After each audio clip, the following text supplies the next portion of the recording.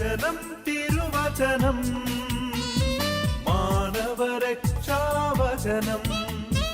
ഹൃദയങ്ങളെ ഒരുങ്ങിയിടുക വചനത്തെ എതിരേൽക്കാൻ.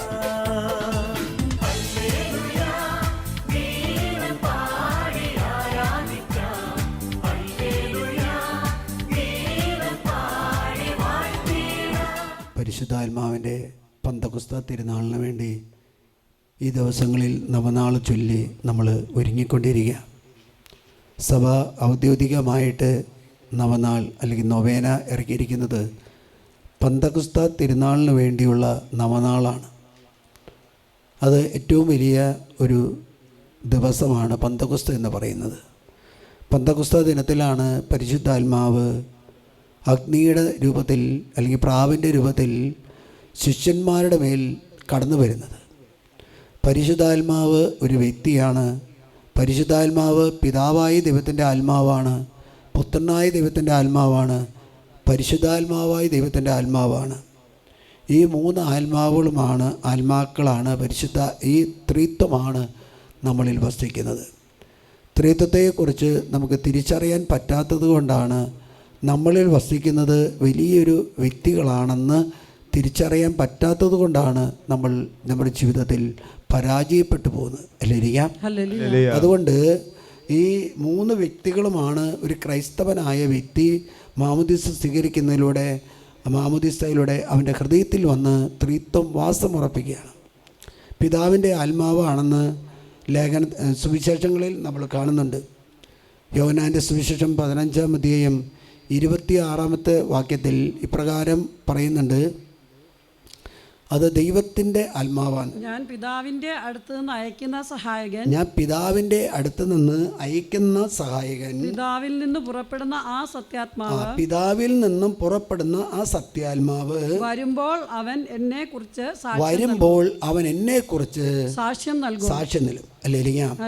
അപ്പോൾ പരിശുദ്ധാത്മാവ് എന്ന് പറയുന്ന വ്യക്തി പിതാവിൽ നിന്നും പുറപ്പെടുന്ന ആത്മാവാണ്. അപ്പോൾ പിതാവിൻ്റെ ആത്മാവാണ് നമ്മൾ ഈ പന്തക്കുസ്ത ദിനത്തിൽ സ്വീകരിക്കപ്പെടുന്നത്. ഹല്ലേലൂയ. അപ്പോൾ പിതാവിൻ്റെ ആത്മാവ് തന്നെയാണ്, പിതാവിൽ നിന്നാണ് യേശു ക്രിസ്തു ഈ ആത്മാവിനെ അയക്കുന്നതെന്ന് യേശു ക്രിസ്തു യോഹന്നാൻ്റെ സുവിശേഷത്തിൽ 15-ാം അധ്യായത്തിൽ 26-ാമത്തെ തിരുലിഖിതത്തിൽ നമ്മെ പഠിപ്പിക്കുകയാണ്. മത്തായിയുടെ സുവിശേഷം 10-ാം അധ്യായം 20-ാമത്തെ തിരുവചനത്തിൽ ഇപ്രകാരം അവിടെ പറയുന്നുണ്ട്, എന്തെന്നാൽ നിങ്ങളല്ല, നിങ്ങളിലൂടെ നിങ്ങളുടെ പിതാവിൻ്റെ ആത്മാവാണ് സംസാരിക്കുന്നത്. അപ്പോൾ നമ്മൾ ഒരു കാര്യം ആത്മാവിലും നിറഞ്ഞ് പറയുന്നുണ്ടെങ്കിൽ വചനം പറയുകയാണ്, നിങ്ങളല്ല പറയുന്നത്, നിങ്ങളിലൂടെ പരിശുദ്ധാത്മാവാണ് അല്ലെങ്കിൽ പിതാവ് തന്നെയാണ് സംസാരിക്കുന്നതെന്ന് പറയുന്നു. ഹല്ലേലൂയ. ലോകം പോകുന്ന രണ്ട് ശക്തിയിലൂടെയാണ്. ഒന്ന് ഹോളി സ്പിരിറ്റ്, പരിശുദ്ധാത്മാവിൻ്റെ ശക്തി, മറ്റൊന്ന് ഈവിൾ സ്പിരിറ്റ്. അപ്പോൾ ദൈവത്തിൻ്റെ ആത്മാവാണെങ്കിൽ നമ്മൾ വസിക്കുന്നത്, നമ്മൾ പറയുന്ന കാര്യങ്ങൾ ദൈവീക കാര്യങ്ങളായിരിക്കും. ഹല്ലേലൂയ. അല്ല, ലോകത്തിൻ്റെ കാര്യങ്ങളാണ് നമ്മൾ പറയുന്നുണ്ടെങ്കിൽ അത് ഈവിൾ സ്പിരിറ്റായിരിക്കും, അശുദ്ധാത്മാവിൻ്റെ പ്രവർത്തനങ്ങളായിരിക്കും. അതുകൊണ്ടാണ് സുവിശേഷത്തിൽ നമ്മൾ വായിച്ചു കേട്ടത്, നമ്മൾ ഒരു ഭോഷനായ ധനികൻ, എനിക്കിഷ്ടപ്പെട്ടു പറയുന്നത്, ഭോഷനായ ധനികൻ എന്താ ഭോഷനായി തീർന്നുപോയി എന്ന് പറഞ്ഞു കഴിഞ്ഞാൽ ആത്മാവിന് തിന്നാൻ വേണ്ടി ധാരാളം അവൻ ശേഖരിച്ചു. ആത്മാവാണോ ഭക്ഷണം കഴിക്കുന്നത് അതോ ശരീരമാണോ കഴിക്കുന്നത്? കഴിക്കുന്നത്. അപ്പോൾ ഈശോ അവിടെ പറയാണ്, ഇവൻ ഭോഷനായ ധനികനാണ്. കാരണം എന്താ, അവൻ ആത്മാവിനോട് പറയാം, അനേകം നാളത്തേക്ക് വേണ്ടിയുള്ള വിഭവങ്ങൾ ശേഖരിച്ച് വെച്ചിരിക്കുന്നു, അതുകൊണ്ട് നീ എന്താ തിന്നു കുടിച്ച് ആനന്ദിക്കുക. ഇന്ന് ജനങ്ങളെല്ലാം തിന്നു കുടിച്ച് ആനന്ദിക്കുന്നവരാ. ഹല്ലേലൂയ. പ്രാർത്ഥന വീട്ടിൽ അല്പം കുറഞ്ഞാലും കുഴപ്പമില്ല, തിന്നുന്ന കാര്യത്തിൽ, വിഭവങ്ങളുടെ കാര്യത്തിൽ കുറയരുത്. ഹല്ലേലൂയ. കാരണം എന്താണെന്ന് വെച്ചാൽ എല്ലാവരും തീറ്റയിലേക്കാണ് പ്രധാനം. അതുകൊണ്ടാണ് ലേഖനത്തിൽ പൗലോസ്ലീഹ പറയുക, എന്തെന്നാൽ തിന്നുന്നവൻ കൂടുതൽ കൃപ ലഭിക്കുകയില്ല, തിന്നാതെ ഇരുന്നത് കൊണ്ട് കൂടുതൽ അഭിഷേകം പ്രാപിക്കുകയില്ല. ഹല്ലേലൂയ. അപ്പോൾ ഇവിടെ പറയുന്ന പ്രകാരമാണ്, എന്താണ്, ശരീരത്തെക്കുറിച്ചല്ല ചിന്തിക്കേണ്ടത്, നമ്മൾ ചിന്തിക്കേണ്ടത് ആത്മാവിനെക്കുറിച്ചാണ്. പരിശുദ്ധാത്മാവിനെ കുറിച്ച്. പഴയ നിയമത്തിൽ ജോയേൽ പ്രവാചകൻ്റെ പുസ്തകത്തിൽ ഇത് പറയുന്നുണ്ട്. ഈ ഈ പന്തക്കുസ്ത എന്ന് പറഞ്ഞ പുതിയ തലത്തിൽ ഉള്ളതല്ല, പഴയ കാലഘട്ടത്തിലും പഴയ സഭയിലും അല്ലെങ്കിൽ പഴയ നിയമത്തിലും പറയപ്പെടുന്ന കാര്യമാണ്. ഈ പന്തക്കുസ്ത ദിനത്തിലാണ് കുട്ടികളെ നിലത്തെഴുത്ത് ഇരുത്തേണ്ടത്. അല്ലേലിയ. കാരണം എന്താ? പത്രോസ് പ്രസംഗിക്കാൻ പഠിച്ചത്, പത്രോസ് വിവിധ ഭാഷകൾ സംസാരിക്കാൻ പഠിച്ചത് വേറൊരു ദിവസമല്ല. ആ ദിവസം ഏതാണെന്ന് വെച്ചാൽ പന്തക്കുസ്തയിലാണ്. പന്തക്കുസ്തയിൽ മുക്കുവനായിരുന്ന, അറിവില്ലാത്തവനായിരുന്ന, വിവരമില്ലാത്തവനായിരുന്ന, പഠിച്ചിട്ടില്ലാത്ത പത്രോസ് പരിശുദ്ധാത്മാവിനാൽ നിറഞ്ഞപ്പോൾ അവൻ പ്രസംഗിക്കാൻ തുടങ്ങിയപ്പോൾ വിവിധ രാജ്യങ്ങളിൽ നിന്ന് വന്ന വിവിധ മതസ്ഥർ ആ പറയുന്ന കാര്യങ്ങൾ താന്താങ്ങളുടെ ഭാഷകളിൽ കേട്ടു. അല്ലാതെ ഒക്ടോബർ മാസത്തിലല്ല നമ്മുടെ കുട്ടികളെ നിലത്ത് ഇരുത്തേണ്ടത്, മറിച്ച് അത് പന്തക്കുസ്തായിലാണ് ഇരുത്തേണ്ടത്. പരിശുദ്ധാത്മാവ് വന്നപ്പോൾ അവ ശക്തി പ്രാപിച്ചു. അല്ലേലിയ. പരിശുദ്ധാത്മാവ് ഒരു ശക്തിയല്ല, ഒരു വ്യക്തിയാണ്. അല്ലേലിയ. നമ്മളൊക്കെ ശക്തി പുറപ്പെടുവിക്കുന്നുണ്ട്. ആ ശക്തി പുറപ്പെടുവിക്കുന്ന എങ്ങനെയാണ്? നമ്മളിൽ നിന്നാണ് ശക്തി വരുന്നത്. അതുകൊണ്ടാണ് അപ്പസ്തോല പ്രവർത്തനത്തിൽ 1-ാമത്തെ അധ്യായത്തിൽ 8-ാമത്തെ തിരുലിഖിതത്തിൽ ഇപ്രകാരം അവിടെ പറഞ്ഞു വെച്ചിരിക്കുകയാണ്: എന്നാൽ പരിശുദ്ധാത്മാവ് നിങ്ങളുടെ മേൽ വന്നു കഴിയുമ്പോൾ നിങ്ങൾ ശക്തി പ്രാപിക്കും. പരിശുദ്ധാത്മാവ് നിങ്ങളുടെ മേൽ വന്നു കഴിയുമ്പോൾ നിങ്ങൾ ശക്തി പ്രാപിക്കും. അപ്പോൾ പരിശുദ്ധാത്മാവ് വന്നു കഴിയുമ്പോൾ, അപ്പോൾ പരിശുദ്ധാത്മാവ് എന്ന് പറയുന്നത് ദൈവത്തിൻ്റെ ആത്മാവാണ്, പരിശുദ്ധാത്മാവാണ്. അല്ലേലിയ. അത് നമ്മൾ 2-ാമത്തെ അധ്യായത്തിൽ നമ്മൾ കാണുന്നുണ്ട്. അഗ്നിജ്വാലകൾ പോലുള്ള നാവുകൾ തങ്ങൾ ഓരോരുത്തരുടെ മേൽ വന്നു നിൽക്കുന്നതായിട്ട് അവർ കണ്ടു. അവരെല്ലാവരും ആര് കണ്ടു? അപ്പസ്തോലന്മാർ മാത്രമല്ല, അവിടെ കൂടിയിരുന്ന ജനം മുഴുവനും അഗ്നിജ്വാലകൾ പോലെയുള്ള തീനാവുകൾ അപ്പസ്തോലന്മാരിൽ വന്ന് നിറയുന്നതും അവർ പ്രസംഗിക്കാൻ തുടങ്ങുന്നതും കണ്ടു. എന്തുകൊണ്ടാണ് ഈശോ അവരെ പ്രസംഗിക്കാൻ അയക്കുന്നതിൻ്റെ കാരണം എന്താണെന്ന് വെച്ചാൽ, മാർക്കോസിൻ്റെ സുവിശേഷത്തിൽ 1-ാം അധ്യായത്തിൽ 27-ാമത്തെ തിരുവചനത്തിൽ പറയുന്നുണ്ട്, എനിക്ക് ഇനിയും പ്രസംഗിക്കേണ്ടിയിരിക്കുന്നു. അല്ലേ? പ്രസംഗിക്കുമ്പോഴാണ് സൗഖ്യങ്ങളുണ്ടാകുന്നത്, പ്രസംഗിക്കുമ്പോഴാണ് സ്വർഗരാജ്യത്തെക്കുറിച്ച് ചിന്ത വരുന്നത്, പ്രസംഗിക്കുമ്പോഴാണ് സ്വർഗരാജ്യത്തിൽ പ്രവേശിക്കണമെന്ന് നമുക്ക് ഒരു വലിയ ആഗ്രഹം വരുന്നു. അല്ലേലിയ. സ്വർഗരാജ്യത്തെക്കുറിച്ച് ദൈവം പ്രസംഗിക്കാതെ അപ്പസ്തോലന്മാർക്ക് അല്ലെങ്കിൽ ശിഷ്യന്മാർക്ക് സ്വർഗരാജ്യത്തെക്കുറിച്ച് അറിയോ? ഇല്ലല്ലോ. ഈശോ സ്വർഗരാജ്യത്തെക്കുറിച്ച് പഠിപ്പിച്ചതുകൊണ്ടാണ് അവർ പറയുന്നത് ഞങ്ങളെ സ്വർഗരാജ്യത്തിലേക്ക് ഞങ്ങളെ കൂട്ടിക്കൊണ്ടുപോകണം. അല്ലേലിയ. അപ്പോൾ ഈശോയുടെ ദൗത്യം എന്ന് പറയുന്നത് ദൈവരാജ്യത്തെക്കുറിച്ച്, സ്വർഗരാജ്യത്തെക്കുറിച്ച്, നല്ല രാജ്യത്തെക്കുറിച്ച് പ്രസംഗിക്കുക എന്നുള്ളതാണ്. പ്രസംഗിച്ചു കഴിഞ്ഞാൽ 2-ാമത്തെ കാര്യം എന്താണ്? രോഗികളെ സുഖപ്പെടുത്തുക. 3-ാമത്തെ കാര്യമാണ് പിശാചുകളെ ബഹിഷ്കരിക്കുക. അത് മാർക്കോസിൻ്റെ സുവിശേഷം 3-ാം അധ്യായം 13-ാമത്തെ തിരുലിഖിതത്തിൽ അത് പറയുന്നുണ്ട്. പിന്നെ അവൻ മലമുകളിലേക്ക് കയറി മലമുകളിലേക്ക് കയറി എന്ന് പറഞ്ഞാൽ എന്താണെന്ന് ഞാൻ പ്രാർത്ഥിക്കാൻ കയറിയെന്ന ബൈബിൾ വീക്ഷണത്തിൽ നമ്മുടെ ചേട്ടന്മാരും അപ്പന്മാരൊക്കെയും ഞങ്ങളുടെ നാട്ടിലൊക്കെയും മലയിലേക്ക് പോയി എന്ന് പറഞ്ഞാൽ എന്താണെന്ന് വെച്ചാൽ, എൻ്റെ കൊച്ചു ചെറുപ്പത്തിലൊക്കെ ഞങ്ങളുടെ നാട്ടിൽ ഈറ്റ വെട്ടി കൊണ്ടുവന്ന് പനമ്പ് നെയ്യുന്ന ഒരു ജോലിയുണ്ട്, ഒരു വ്യവസായമാണ്. അത് കോർപ്പറേഷൻ, ഇപ്പോൾ അതൊക്കെ നിന്നുപോയി, ബാബു കോർപ്പറേഷൻ എന്നൊക്കെ പറഞ്ഞുകൊണ്ട് പനമ്പ് നെയ്ത്.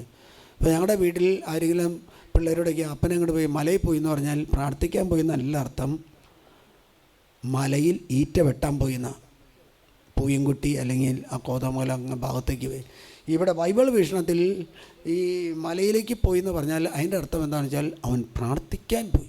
ആര്? ഈശോ പ്രാർത്ഥിക്കാൻ പോയിട്ട് ഇഷ്ടമുള്ളവരെ അനേകരെ വന്നു. അതിൽ നിന്ന് ഇഷ്ടമുള്ളവരെ അവൻ തിരഞ്ഞെടുത്തു. അവൻ അവൻ്റെ സമീപത്തേക്ക് വന്നു.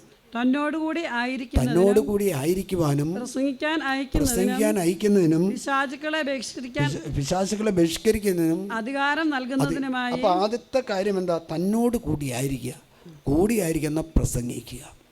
ഈശോ പറഞ്ഞതെല്ലാം പ്രസംഗിക്കുക. എവിടെ കിടക്കുന്നത്? മത്തായിയുടെ സുവിശേഷം 28-ാം അധ്യായം 18. യേശു അവരെ സമീപിച്ച് പറഞ്ഞു, സ്വർഗത്തിലും ഭൂമിയിലുള്ള എല്ലാ അധികാരവും എനിക്ക് നൽകിയിരുന്നു. ആകയാൽ നിങ്ങൾ പോയി പിതാവിൻ്റെയും പുത്രൻ്റെയും പരിശുദ്ധാത്മാവിൻ്റെയും നാമത്തിൽ ജ്ഞാനസ്നാനം കൊടുക്കുവിൻ. ഞാൻ നിങ്ങളോട് കൽപ്പിച്ചവയെല്ലാം, നിങ്ങളെ പഠിപ്പിച്ചവയെല്ലാം. അനുസരിക്കാൻ അവരെ പറയും. പഠിപ്പിക്കും. പള്ളിയിൽ നിന്ന് അച്ഛന്മാർ പറഞ്ഞാൽ അങ്ങനെ അനുസരിക്കുന്നുണ്ടോ? ഇല്ലല്ലോ. അനുസരിക്കുന്നുണ്ടോ? കാരണം അത് ദൈവം പഠിപ്പിച്ചതാണെന്ന് തിരിച്ചറിയാനുള്ള ഒരു വിവേകവും അറിവും ആർക്ക് ആവശ്യമാണ്? കേൾക്കുന്ന ജനത്തിന് ആവശ്യമാണ്. പരിശുദ്ധാത്മാവ് വേണം. അല്ലെ, പാപം ചെയ്യുന്ന ഒരു വ്യക്തിക്ക് എന്താ സംഭവിക്കുന്നത് വെച്ചാൽ പരിശുദ്ധാത്മാവ് നഷ്ടപ്പെടുക. എവിടെ കിടക്കുന്നത്? സങ്കീർത്തന പുസ്തകത്തിൽ 51-ാമത്തെ അധ്യായത്തിൽ 10-ാമത്തെ തിരുവചനത്തിൽ ദൈവത്തിന് ഇഷ്ടപ്പെട്ട ഏറ്റവും വലിയ ഒരു രാജാവായിരുന്നു, അല്ലെങ്കിൽ ഒരു ജനനേതാവായിരുന്നു ദാവീദ്. ദാവീദ് പാപം ചെയ്തപ്പോൾ എന്തുണ്ടായെന്ന് വെച്ചാൽ അവൻ പറയുന്നത് എൻ്റെ ശക്തിയെ നശിപ്പിക്കണമെന്നല്ല, എൻ്റെ ശക്തിയെ തിരിച്ചു തരണമെന്നല്ല പറയുന്നത്. അവിടെ പറയുന്നൊരു പ്രധാന വാക്യമുണ്ട്. അതാണ്, കർത്താവേ എൻ്റെ ആത്മാവിനെ അങ്ങ് എടുക്കരുതേ. ഉണ്ടോ? എൻ്റെ അങ്ങയുടെ ആത്മാവിനെ എന്നിൽ നിന്നും എടുത്തു കളയരുത്. അല്ലേലിയാ. എന്തുകൊണ്ടാണ് പരിശുദ്ധാത്മാവിനെ പരിശുദ്ധമായ ആത്മാവിനെ ആത്മാവിനെ എന്നിൽ നിന്ന് എടുക്കരുതെന്ന് പറഞ്ഞാൽ, ആത്മാവ് നഷ്ടപ്പെട്ടാൽ പിന്നെ അവൻ ജഡമാണ്. ആത്മാവ് നഷ്ടപ്പെട്ടാൽ പിന്നെ അവന് ജീവിക്കാനായിട്ട് പറ്റില്ല. പ്രകാരമാണ് ദൈവസന്നിധിയിൽ നിന്ന് എന്നെ തള്ളിക്കളയരുത്. പാപം ചെയ്തു കഴിഞ്ഞാൽ ദൈവസന്നിധിയിൽ നിന്നും ഒരുവനെ തള്ളിക്കളയും. രണ്ടാമത് അവൻ പറയുന്ന പ്രാർത്ഥന ഇപ്രകാരം, അങ്ങയുടെ പരിശുദ്ധാത്മാവിനെ എന്നിൽ നിന്ന് എടുത്തു കളയരുത്. പഴയ നിയമത്തിൽ കൂടുതലും പറയുന്നത് പരിശുദ്ധമായ ആത്മാവ്, അല്ലെ? ഇവിടെ പറയുന്ന പരിശുദ്ധാത്മാവിനെ എടുത്ത് കളയരുത്, അല്ലേ? പുതിയ നിയമത്തിലേക്ക് വരുമ്പോൾ അത് പരിശുദ്ധാത്മാവാണ്. അത് യേശു പഠിപ്പിച്ചു പിതാവായ ദൈവത്തിൻ്റെ ആത്മാവാണ്. അല്ലേ? അതുകൊണ്ട് നിങ്ങൾ എന്ത് ചെയ്യണം? ഞാൻ ഈ 40 ദിവസം ഈശോ പ്രത്യക്ഷപ്പെട്ട് അവരെ പഠിപ്പിച്ചത് ഈ 10 ദിവസത്തേക്ക് വേണ്ടി. 10 ദിവസം ഒരുങ്ങിയിട്ട് ആ 10-ാമത്തെ ദിവസം അവർ പരിശുദ്ധാത്മാവിനെന്ന് പറഞ്ഞു. അല്ലേ? അപ്പോൾ അവർ വിവേകമുള്ളവരായി, അവർ അറിവുള്ളവരായി അവർ പ്രസംഗിക്കാൻ തുടങ്ങി. അല്ലേ? നമ്മുടെ ഇടവകയിലൊക്കെ ഏറ്റവും വലിയ പെരുന്നാൾ ഏതാണെന്ന് വെച്ചാൽ ഇടവക മധ്യസ്ഥൻ്റെ തിരുനാളാണ്. അല്ലേ? ഇടവ മധ്യസ്ഥൻ്റെ. അതിൻ്റെ കൂടെ എപ്പോഴും ഉണ്ടാകുന്ന ഒരു തിരുനാളാണ്. ഏത് തിരുനാളെന്ന് വെച്ചാൽ അമ്പൻ്റെ തിരുനാൾ. അതേതാണെന്ന് വെച്ചാൽ സെബസ്ത്യാനോസിൻ്റെ തിരുനാൾ. അത് തൃശ്ശൂർ ഇരിഞ്ഞാലക്കുട ഭാഗമാണെങ്കിൽ അത് വലിയ തിരുനാളായിരിക്കും. ഒരച്ഛൻ ഒരു ഇടവകയിൽ വന്നപ്പോൾ ആ പള്ളി സ്ഥാപിക്കപ്പെട്ടത് ഹോളി സ്പിരിറ്റിൻ്റെ നാമധേയത്തിലാണ്. അപ്പോൾ അച്ഛൻ പറഞ്ഞു, നിങ്ങൾക്ക് ഏറ്റവും വലിയ തിരുനാളാണ് അടുത്ത് വരുന്നതെന്ന് പറഞ്ഞു. അപ്പോൾ ആൾക്കാർ പറഞ്ഞു, ഈ ഹോളി സ്പിരിറ്റിൻ്റെ തിരുനാളിന് ഞങ്ങളുടെ പള്ളിയിൽ വെടിക്കെട്ടുണ്ടാകാറില്ല. ഈ ഹോളി സ്പിരിറ്റിൻ്റെ പള്ളിയിലെ തിരുനാളിൻ്റെ അന്ന് പെട്ടിക്കടക്കാരൊന്നും ആരും വരാറില്ല, വിരുന്നുകാർ വരാറില്ല, പൊട്ടാസ് പൊട്ടിക്കുന്നവർ വരാറില്ല. അല്ലേരിയ അങ്ങനെ കച്ചവടക്കാരോ പടക്കമോ കുരിശോ കൊടിയോ അല്ലെങ്കിൽ കൊടയോ ഒന്നും എടുത്തുള്ളൊരു തിരുനാളല്ല ഇത്. അപ്പോൾ അവരുടെ എല്ലാവരുടെയും വിചാരം എന്താണെന്ന് വെച്ചാൽ ഏറ്റവും വലിയ തിരുനാൾ ഏതാണെന്ന് വെച്ചാൽ പടക്കമുള്ളത്, അല്ലെങ്കിൽ കമ്പിത്തിരി കത്തിക്കുന്നത്, അല്ലെങ്കിൽ അമ്മട്ട് പൊട്ടിക്കുന്നത്, വെടിക്കെട്ടുള്ളത്, അല്ലെങ്കിൽ കൊടയും കുരിശും ഒക്കെ എടുക്കുന്ന അല്ല. ഏറ്റവും വലിയ പെരുന്നാളെന്ന് പറയുന്നത് അത് പന്തക്കുസ്തയാണ്. അത് പന്തക്കുസ്തയാണ്. അല്ലേ? നമ്മുടെ ഇന്നും അങ്ങനെയുള്ള ഇടവകളിൽ അത് തിരിച്ചറിയാതെ ആ തിരുനാൾ ആഘോഷിക്കാതെ വിശുദ്ധന്മാരുടെ തിരുനാൾ ആഘോഷിക്കുന്ന പതിവുണ്ട്. ഈ ടൗണിലുള്ള ഒരു ഇടവകയിലൊരു അച്ഛൻ പറഞ്ഞു, നിങ്ങളുടെ പെരുന്നാൾ ഏറ്റവും വലിയ പെരുന്നാളാണ് വരുന്നത്, അത് ട്രിനിറ്റിയുടെ നാമധേയത്തിലുള്ള പെരുന്നാളാണ്. അപ്പോൾ അവർ പറഞ്ഞു, ഞങ്ങൾ അങ്ങനെ ഒരു തിരുനാൾ ഇതേവരെ ആഘോഷിച്ചിട്ടില്ല. നമ്മളെല്ലാ തിരുനാളും ആഘോഷിക്കുന്നത് എന്തിനു വേണ്ടിയെന്നാൽ നമ്മുടെ തീറ്റയ്ക്ക് വേണ്ടിയാണ്, വയറ് നിറയ്ക്കാൻ വേണ്ടിയാണ്. അല്ലേ? തിരുനാളിൻ്റെ ദിവസമായിരിക്കും ഏറ്റവും കുറവ് പ്രാർത്ഥന വീട്ടിൽ നടക്കുന്നത്. അല്ലേ? കൊന്ത പോലും അന്ന് ചൊല്ലിയിട്ടുണ്ടാവില്ല. അല്ലേലിയ. നമുക്ക് എന്താണെന്ന് കുറേ തിന്നണം. ഈ ഭോഷനായ ധനികനെ പോലെയാണ് കുറേ ഇറച്ചി മേടിക്കണം, കുറേ പന്നി മേടിക്കണം, കുറേ കോഴി മേടിക്കണം, കുറേ താറാവ് മേടിക്കണം, മീൻ മേടിക്കണം. അതൊക്കെ വെച്ച് ഇങ്ങനെ തിന്ന് ജീവിച്ച് കുടന്തോയറും വെച്ച് എവിടെ കുർബാനയ്ക്കും കണ്ടിട്ടുണ്ടെങ്കിൽ കർത്താവ് ഒരു ദാക്ഷിണ്യം കാണിക്കും, ശുദ്ധിയ സ്ഥലത്തേക്ക് വിടും. അല്ലേലിയ. ഞാൻ പറഞ്ഞുള്ള കാര്യം പറഞ്ഞു. കാരണം ഏതെങ്കിലും പള്ളിയിൽ ഹോളി സ്പിരിറ്റിൻ്റെ തിരുനാൾ ആഘോഷിക്കും നിങ്ങൾ കണ്ടിട്ടുണ്ടോ? അച്ഛാ, ഞങ്ങൾക്ക് ആവശ്യമായിട്ടുള്ള ഹോളി സ്പിരിറ്റിൻ്റെ തിരുനാൾ.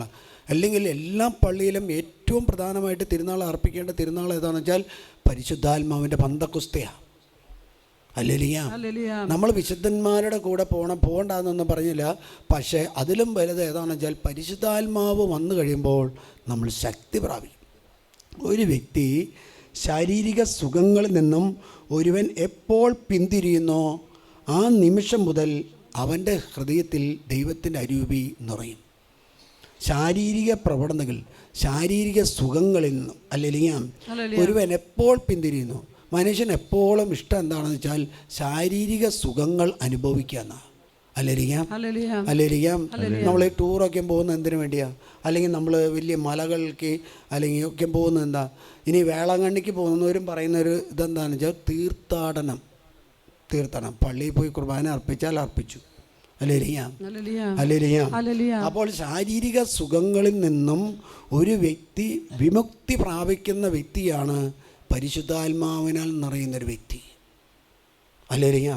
അപ്പോൾ ഇടവക ജീവിതത്തിൽ പന്തക്കുസ്തായുടെ തിരുനാൾ തിരിച്ചറിയാൻ പറ്റുമെങ്കിൽ അതൊരു പരിശുദ്ധാത്മാവിൻ്റെ തിരുനാളാണെന്ന് തിരിച്ചറിഞ്ഞുകൊണ്ട് അത് പരിശുദ്ധാത്മാവ് നമ്മൾ സ്വീകരിച്ചു കഴിഞ്ഞാൽ, നമ്മളിൽ പരിശുദ്ധാത്മാവ് വസിച്ചുകൊണ്ട് ശക്തി നൽകുന്ന തിരിച്ചറിഞ്ഞാൽ ആ തിരുനാൾ ആഘോഷിക്കാനുള്ള ഒരു ആഗ്രഹം അവൻ്റെ ഹൃദയത്തിലുണ്ടാകും. ഞാനൊരു പള്ളിയിൽ പോയിട്ട് പരിശുദ്ധാത്മാവിനെ കുറിച്ച് പറഞ്ഞു തിരുനാളിനാണ്. ആർക്കും ഇഷ്ടപ്പെട്ടില്ല. കാരണം എന്താ? അന്നത്തെ കാര്യം എന്ന് പറഞ്ഞാൽ മദ്യം കഴിക്കരുത്, അങ്ങനെയുള്ള കാര്യങ്ങളൊക്കെ പറഞ്ഞത്.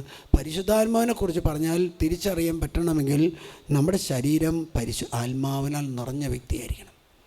പരിശുദ്ധാത്മാവിനെ നിറഞ്ഞ വ്യക്തിയായിരിക്കും. ഹല്ലേലൂയ. കാരണം എന്താണെന്ന് വെച്ചാൽ പരിശുദ്ധാത്മാവാണ് ഒരു വ്യക്തി. അതുകൊണ്ടാണ് ദാവീദ് പറയുന്ന, കർത്താവേ അങ്ങയുടെ സന്നദ്ധയിൽ നിന്ന് എടുക്കരുത്, എന്നെ അങ്ങയുടെ സന്നദ്ധ തിരസ്കരിക്കരുത്. ഹല്ലേലൂയ. ഇറച്ചി കഴിച്ചില്ലെങ്കിലും വെടിക്കെട്ട് കൂടിയില്ലെങ്കിലും അല്ലെങ്കിൽ ഗാനമേളയിൽ പങ്കെടുത്തില്ലെങ്കിലും ഒന്നുമില്ലെങ്കിലും ഏറ്റവും വലുത് കർത്താവേ എൻ്റെ ആത്മാവിനെ അങ്ങ് എടുക്കരുത്. രണ്ടാമത് അങ്ങയുടെ തിരുസന്നിധിയിൽ നിന്നും തള്ളിക്കളയരുത്. പക്ഷേ ഒരു പക്ഷേ വലിയ ആഘോഷമായ തിരുനാൾ കൂടി കഴിഞ്ഞാൽ നമ്മൾ ഒരു പക്ഷേ ദൈവത്തിൻ്റെ സന്നിധിയിൽ നിന്നും തിരസ്കരിച്ചു എന്ന് വരാം. ഹല്ലേലൂയ. അല്ലെങ്കിൽ ദൈവത്തിൻ്റെ ആത്മാവ് നമുക്ക് നഷ്ടപ്പെട്ടു എന്ന് വരാം. ഹല്ലേലൂയ. എൻ്റെ ജീവിതത്തിൽ എനിക്ക് ഏറ്റവും സുഖകരമായ കാര്യം എന്താണെന്ന് വെച്ചാൽ, ഞാൻ വൈകി എഴുന്നേക്കുള്ളൂ. ഞാനൊരു 5:30 അച്ഛനാവുന്നതിന് മുമ്പ് എന്താ വീട്ടിലേക്ക് ഞാൻ വൈകി എഴുന്നേക്കും. പക്ഷേ എൻ്റെ വീട്ടിലൊരു നിർബന്ധമുണ്ട്, 6:15 മുമ്പ് പള്ളിയിലെത്തിയിരിക്കണം, കുർബാന കൂടിയിരിക്കണം. എന്ന് കുർബാനയ്ക്ക് പോയാലും അന്ന് ഞങ്ങൾക്ക് എല്ലാവർക്കും സമ്മാനം തരും. അപ്പൻ നല്ല സമ്മാനം തരും. ഹല്ലേലൂയ. പോയില്ലെങ്കിൽ അതിൻ്റെ സമ്മാനം കിട്ടും. ഹല്ലേലൂയ. കാരണം എന്താണെന്ന് വെച്ചാൽ ഞങ്ങളുടെ ഏറ്റവും വലിയ, എൻ്റെ കുടുംബത്തിലെ ഏറ്റവും വലിയ നിർബന്ധമാണ് പരിശുദ്ധ കുർബാനയിൽ പങ്കെടുക്കണം. അതുകൊണ്ട് ഞാൻ എഴുന്നേൽക്കുന്നത് എപ്പോഴാണെങ്കിലും ഞാൻ പോകും. കാരണം കർത്താവെ സമ്മാനം കിട്ടാൻ വേണ്ടിയാണ്, കുർബാന കിട്ടാൻ വേണ്ടിയല്ല, സമ്മാനം കിട്ടാൻ വേണ്ടിയാണ്. അതിന് ഞാൻ അനുദിനം കുർബാന അർപ്പിക്കാൻ പോയാണ് എൻ്റെ ചേട്ടൻ്റെ പട്ടം കണ്ടപ്പോൾ എനിക്കൊരു അച്ഛനാകണമെന്ന് വലിയൊരു ആഗ്രഹം. ഹല്ലേലൂയ. അങ്ങനെ ഞാൻ, പക്ഷേ എനിക്ക് ഉറക്കം എൻ്റെ ശരീരത്തിൽ നിന്ന് എനിക്ക് പോകുന്നത് ഇഷ്ടമല്ല. കാരണം എന്താ? നമ്മളെല്ലാം ഒരു ഉറങ്ങണമെന്നുള്ളൊരു വലിയ ആഗ്രഹം നമ്മുടെ മനസ്സിൽ, ശരീരത്തിന് സുഖം കൊടുക്കണം എന്നുള്ള ആഗ്രഹം എല്ലാവർക്കും ഉണ്ട്. അത് ജന്മവാസനയാണ്, ജനിച്ചപ്പോൾ ഉള്ളൊരു സ്വഭാവമാണ്. ഹല്ലേലൂയ. അത് കഴിഞ്ഞ് പൗരോഹിത്യം സ്വീകരിച്ച് പുരോഹിതനായി സെമിനാരി ജീവിതത്തിൽ ഞാൻ ചെന്ന് കഴിഞ്ഞപ്പോൾ, അവിടെ സെമിനാരി ചെന്ന് കഴിഞ്ഞപ്പോൾ എന്താണെന്ന് വെച്ചാൽ 4:45 എഴുന്നേൽക്കണം. എൻ്റെ ജീവിതത്തിലെ ഏറ്റവും വലിയൊരു ബുദ്ധിമുട്ടാണത്.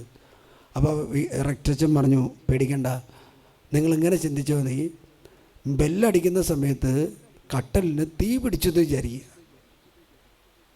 കട്ടലിന് തീ പിടിച്ചാൽ എന്തുണ്ടാവും?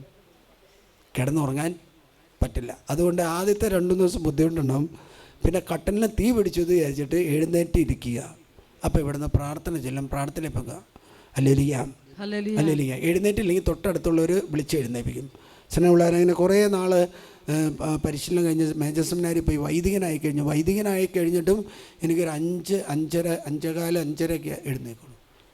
പക്ഷേ എൻ്റെ ജീവിതത്തിൽ മുന്നോട്ട് അതുപോലെ തന്നെ നമുക്കറിയാം, നമ്മളെല്ലാവരും അത് പകൽ സമയങ്ങളിൽ ജോലി ചെയ്ത് കഴിയുമ്പോൾ ചെയ്യുന്നൊരു കാര്യമാണ്, റെസ്റ്റ് കിട്ടാൻ ചെയ്യുന്നത് എന്താണെന്ന് വെച്ചാൽ മനുഷ്യരായ നമ്മളെല്ലാവരും രാവിലെ കിടന്നുറങ്ങും. അല്ലേ? ആണോ നിങ്ങളങ്ങനെയല്ലേ?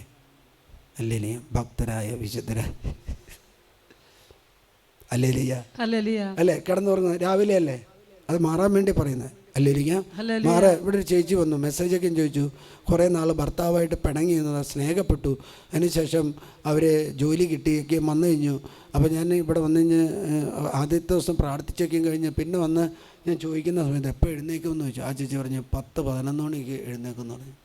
ഞാൻ പറഞ്ഞു കന്നാലി പോലും ഇതിന് നേരത്തെ എഴുന്നേക്കുമെന്ന് പറഞ്ഞു. കന്നാലിക്കുള്ള കുഴപ്പമെന്ന് പറഞ്ഞാൽ ബുദ്ധിയില്ല. കർത്താവ് ബുദ്ധി എന്നത് നമുക്ക്. അപ്പോൾ ചേച്ചി വന്ന പ്രധാനപ്പെട്ടതാണ് ഭർത്താവിന് നാട്ടിലേക്ക് ജോലി കിട്ടാൻ വേണ്ടി. ഞാൻ പറഞ്ഞു പുലർച്ചയ്ക്ക് എഴുന്നേറ്റ് പ്രാർത്ഥിക്കാൻ പറഞ്ഞു. ആ ചേച്ചി പറഞ്ഞു എൻ്റെ ജീവിതത്തിൽ എനിക്ക് ഉറക്കം ഉപേക്ഷിക്കുക എളുപ്പമല്ല എന്ന് പറഞ്ഞു. അല്ലേലിയ.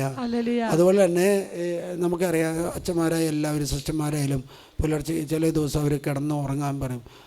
രാവിലെ അച്ഛൻ വൈകിട്ട് കുർബാന മതി എന്നൊക്കെ അങ്ങനെ പറയുന്ന സ്ഥലങ്ങളുണ്ട്. അപ്പോൾ ഞങ്ങൾക്ക് ഏറ്റവും വലിയ സന്തോഷം വെള്ളിയാഴ്ച ദിവസം രാവിലെ അല്ല കുർബാന, വൈകിട്ടാണ് കുർബാന. അതുകൊണ്ട് വെള്ളിയാഴ്ച ദിവസം ഞാനൊരു 7-7:15 എഴുന്നേക്കുള്ളൂ. അതിനു മുമ്പ് ആര് വന്ന് എന്നെ ശല്യപ്പെടുത്തുന്നത് എനിക്കിഷ്ടമല്ല. കാരണം എൻ്റെ ഒരു തെറ്റായിട്ടുള്ള ബോധ്യമാണ് ഉറക്കം മാറ്റുന്നത്. നമ്മുടെ പകലൊക്കെ 6 ദിവസവും അധ്വാനിച്ചതിൻ്റെ ക്ഷീണം മാറ്റുന്നത് ഈ വെള്ളിയാഴ്ച രാവിലെയാണെന്നാണ് ചിന്തിച്ചിരുന്നത്. അല്ലേലിങ്ങ. അങ്ങനെ ഞാൻ രോഗിയായി കഴിഞ്ഞപ്പോൾ ഞാൻ കുറേ പുസ്തകങ്ങൾ വായിച്ചു. ആ പുസ്തകങ്ങൾ വായിച്ചപ്പോഴാണ് ഒരു പുസ്തകം വായിച്ചത്, അതിൽ 49 വിശുദ്ധർ പുലർച്ചയ്ക്ക് എഴുന്നേറ്റ് പ്രാർത്ഥിക്കുന്നവരാണ്. അല്ലേലിയ. വിശുദ്ധരായ ഭക്തർ വിശുദ്ധന്മാരെല്ലാവരും പുലർച്ചയ്ക്ക് എഴുന്ന് പ്രാർത്ഥിക്കുന്നത്. നമ്മളെന്തുകൊണ്ടാണ് വിശുദ്ധരാകാത്തതെന്ന് വെച്ചാൽ നമുക്ക് രാവിലെ കിടന്ന് ഉറങ്ങണമെന്ന് വലിയ ആഗ്രഹം ഉള്ളതുകൊണ്ടാണ് നമ്മൾ വിശുദ്ധരാകാത്തത്. എത്രയോ രൂപക്കൂട് പള്ളിക്ക് രാമാണെന്നറിയാം, ഉള്ള കാര്യമാണ് അല്ലേ? അല്ലെങ്കിൽ എത്രയോ രൂപക്കൂട് ഉണ്ടാക്കണത്. റാണി മരിയനെ പോലെ എല്ലാ പിള്ളേരും ഇങ്ങനെ തുടങ്ങിയിട്ടുണ്ടെങ്കിൽ രൂപക്കൂടിൻ്റെ എത്ര ഉണ്ടാക്കാലും രൂപക്കൂട് തികയില്ലായിരുന്നു. രൂപം തന്നെ ഞങ്ങളുടെ പള്ളിയിൽ ഇഷ്ടം പോലെ രൂപം ഇങ്ങനെ ഉണ്ട്. അതുകൊണ്ട് രൂപം വയ്ക്കാൻ സ്ഥലമില്ലാത്തതുകൊണ്ട് പള്ളി തന്നെ രൂപക്കൂട് മുകളിലുണ്ടാക്കി സ്റ്റാൻഡും വെച്ചിരിക്കുക. അല്ലേ? അപ്പോൾ ആ ഇടവകയിൽ ഒരു ഇനിയും വിശുദ്ധരുണ്ടാവുകയാണെങ്കിൽ എന്തായിരിക്കും ദൈവമേ. അല്ലേലിയ. ഇത് പറഞ്ഞതിൻ്റെ കാരണം പിന്നീട് എനിക്ക് മനസ്സിലായി. ഞാൻ ഒറ്റ വചനം പറയാം. 91-ാം സങ്കീർത്തനം 5 നിങ്ങളെടുത്ത് വായിക്കുക. ഞാൻ പറയുന്ന ഗൗരവമായ കാര്യമാണ്. നിങ്ങളുടെ കുടുംബത്തിൽ നിങ്ങളുടെ മക്കളെ പഠിത്തമില്ലാത്ത ദിവസം പറയുന്നൊരു കാര്യമാണ്, നീ കിടന്നുറങ്ങിക്കോ രാവിലെ. അല്ലേ? സാധാരണ പറയും നീ ഉറങ്ങിക്കോ, കുഴപ്പമില്ല, നീ വൈകി എഴുന്നേറ്റ് മതി. അപ്പോൾ ഈ ശീലം കൊടുക്കുന്നത് ആരാണ്? മാതാപിതാക്കന്മാരാണ്. അങ്ങനെ കിടന്നുറങ്ങി ഇപ്പോൾ പിള്ളേർ എഴുന്നേക്കുന്നത് എപ്പോഴാണെന്ന് 12 മണിക്ക്, പകൽ 12 മണിക്ക്.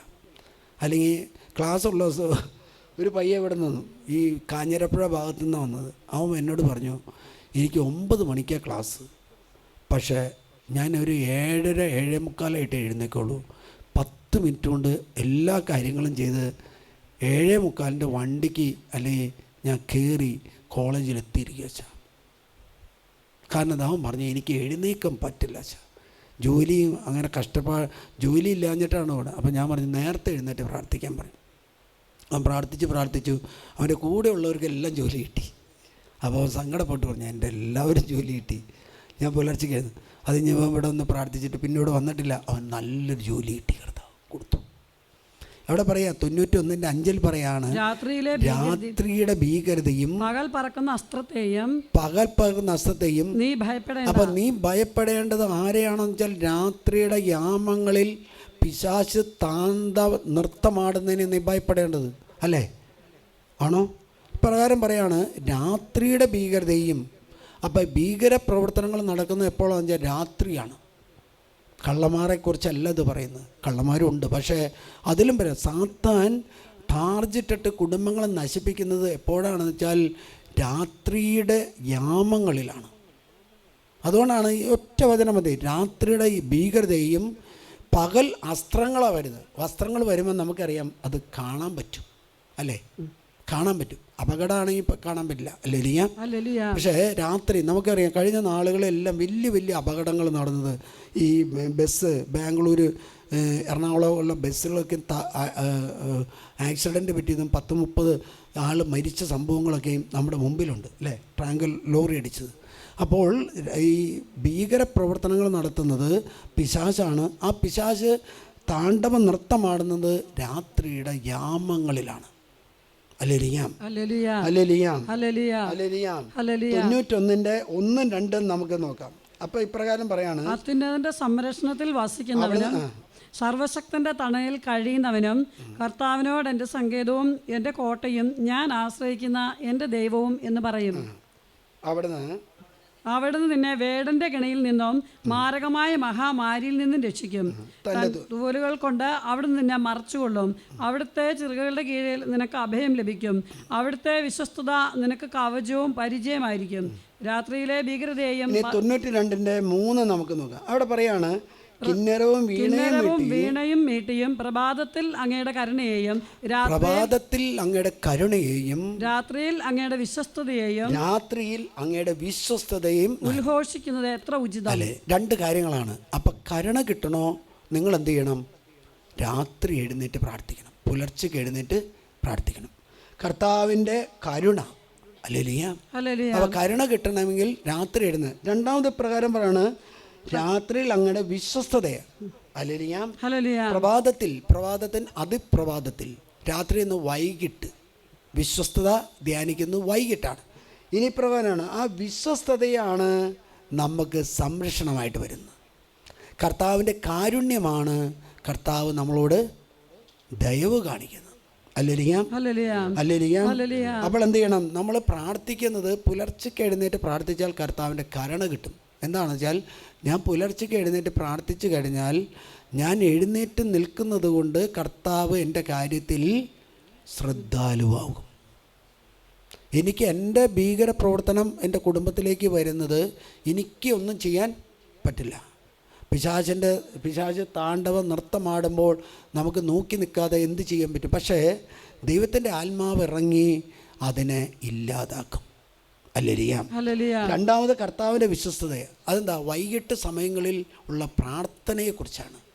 ആ പ്രാർത്ഥന നടത്തുന്നുണ്ടെന്നുണ്ടെന്ന് വെച്ചാൽ, അതുകൊണ്ട് പറയാം, രാത്രിയിൽ അങ്ങയുടെ വിശ്വസ്തതയെ ഞാൻ ഉദ്ഘോഷിക്കുന്നത് എത്രയോ ഉചിതമാണ്. ഇനി ജ്ഞാനത്തിൻ്റെ വിലാപങ്ങളുടെ പുസ്തകം 2:18-19 ഇങ്ങനെ അത് അനേകം പുസ്തകങ്ങൾ വായിക്കാൻ തുടങ്ങിയപ്പോൾ, വിശുദ്ധരായ വ്യക്തികളുടെ പുസ്തകങ്ങൾ വായിക്കാൻ തുടങ്ങിയപ്പോൾ നമുക്ക് മനസ്സിലായി, പുലർച്ചയ്ക്ക് എഴുന്നേറ്റ് പ്രാർത്ഥനയാണ് ആവശ്യം. എൻ്റെ ശരീരത്തിൻ്റെ സുഖം കൊടുക്കുന്നതല്ല ദൈവത്തിന് വലിയ ആഗ്രഹം, മറിച്ച് ദൈവത്തിൻ്റെ സന്നിധിയിൽ ഞാൻ ഉണർന്നിരുന്ന് പുലർച്ചയ്ക്ക് അല്ലെങ്കിൽ രാത്രിയുടെ യാമങ്ങളിൽ 1-ാം യാമത്തിൽ ഞാൻ ഇരുന്ന് പ്രാർത്ഥിച്ചാൽ എൻ്റെ വീട്ടിലേക്ക് വരുന്ന, എൻ്റെ കുടുംബത്തിലേക്ക് വരുന്ന, എൻ്റെ ദേശത്തിലേക്ക് വരുന്ന, സഭയെ നശിപ്പിക്കാൻ വരുന്ന ഭീകര പ്രവർത്തനത്തെ കർത്താവ് ഇല്ലാതാകും. അതിനുള്ള സംഭവങ്ങൾ കർത്താവ് കാണിക്കുന്നുണ്ട്. എന്താണെന്ന് വെച്ചാൽ, ഈശോ രാത്രി വള്ളത്തിൽ കിടന്നുറങ്ങുമ്പോൾ വെള്ളം വന്ന് വള്ളത്തിൽ കയറുമ്പോൾ അവർ പറയുന്നൊരു കാര്യമുണ്ട്. അപ്പോസ്തലന്മാർ പറയുന്നത്, കർത്താവേ, ഇതാ നശിക്കാൻ പോകുന്നു, ഞങ്ങൾ നശിക്കാൻ പോകുന്നു. ഹല്ലേലൂയ. 4 മർക്കോസ് 4:38 ഗുരു, ഞങ്ങൾ നശിക്കാൻ പോകുന്നു, നീ അത് ഗവനിക്കുന്നില്ലേ? ഹല്ലേലൂയ. രാത്രിയുടെ യാമങ്ങളിൽ യേശു തലയണ വെച്ച് ഉറങ്ങുന്ന സമയത്ത് അവൻ പറയുന്ന ഇപ്രകാരമാണ്, ഞങ്ങൾ നശിക്കാൻ പോകുന്നു എന്നല്ല പറയുന്നത്, കർത്താവേ, അല്ലേ, നമ്മൾ നശിക്കാൻ പോകുന്നു, ഞങ്ങൾ നശിക്കാൻ പോകുന്നു, നീ അത് ഗവനിക്കുന്നില്ലേ? കാരണം എന്താ? ശിഷ്യന്മാർക്ക് അറിയാം, നശിച്ചു കഴിഞ്ഞാൽ ആര് ഇല്ലാതാകും? കർത്താവ് വെള്ളത്തിൻ്റെ മീതെ നടന്നു പോകുന്നു അവർക്കറിയാം. ഇല്ലാതാകുന്ന ആരാ? ശിഷ്യന്മാരാണ്. അപ്പോൾ രാത്രി യാമങ്ങളിൽ നമ്മൾ എഴുന്നേറ്റ് പ്രാർത്ഥിച്ചില്ലെങ്കിൽ ആരില്ലാതാകും?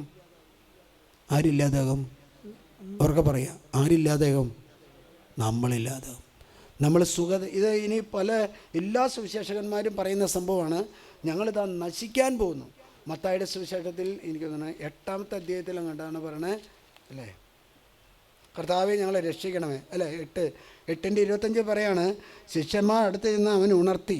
തോണിയിൽ കയറിയപ്പോൾ ശിഷ്യന്മാരാണ് എനിക്ക് വെച്ചു. കടലിൽ ഉഗ്ര കൊടുങ്കാറ്റുണ്ടായി, തോണി മുങ്ങാറാകാതെ തിരമാല ഉണർന്നു, അവൻ ഉറങ്ങുകയായിരുന്നു. ശിഷ്യന്മാർ അടുത്തേന്ന് അവനെ ഉണർത്തി അപേക്ഷിച്ചു, കർത്താവെ രക്ഷിക്കണമേ, ഞങ്ങൾ ഇതാ നശിക്കാൻ പോകുന്നു. ഹല്ലേലൂയ. ഞങ്ങളിതാ നശിക്കാൻ പോകുന്നു. അവൻ പറഞ്ഞു, അല്പവിശ്വാസികളെ, നിങ്ങൾ എന്തിനു ഭയപ്പെടുന്നു?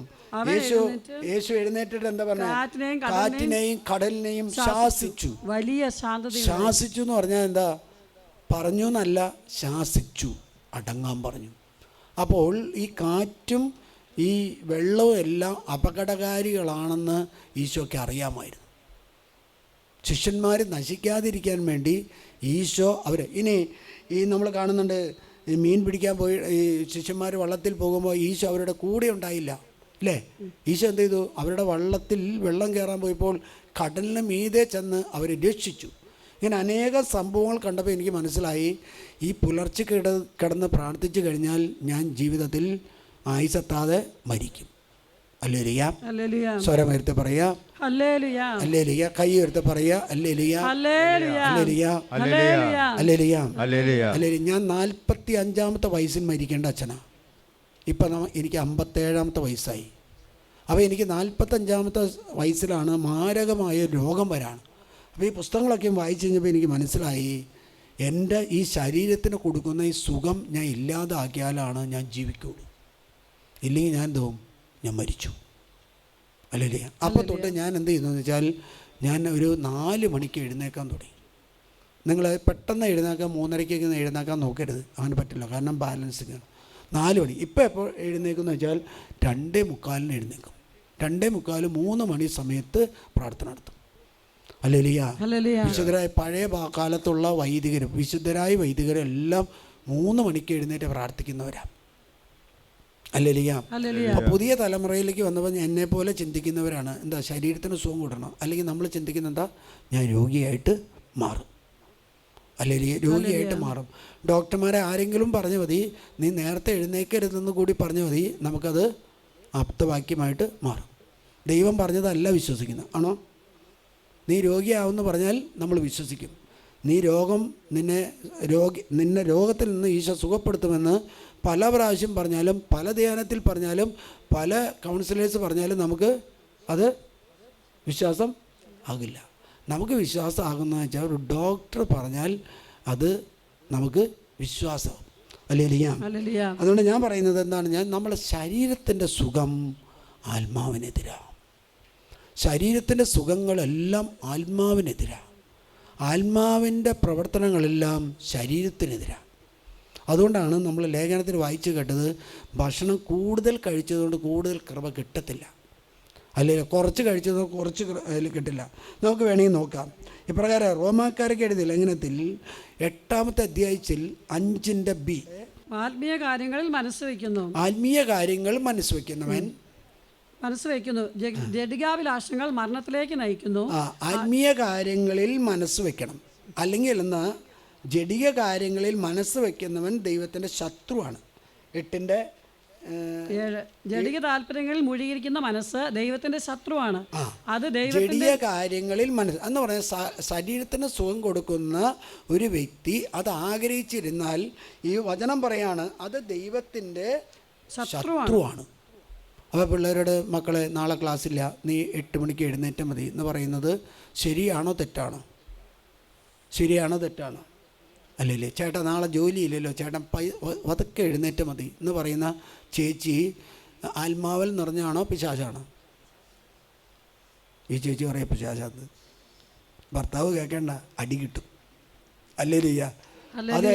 കാരണം എന്താ? പ്രഭാതത്തിൽ. കാരണം നമ്മുടെ വീട്ടിൽ മക്കളെപ്പോൾ എഴുന്നേക്കുമെന്ന് വെച്ചാൽ നമുക്കറിയില്ല. രാവിലെ 8 മണി 9 മണിക്ക്. വീട്ടിലെ കോഴി എപ്പോൾ എഴുന്നേക്കും?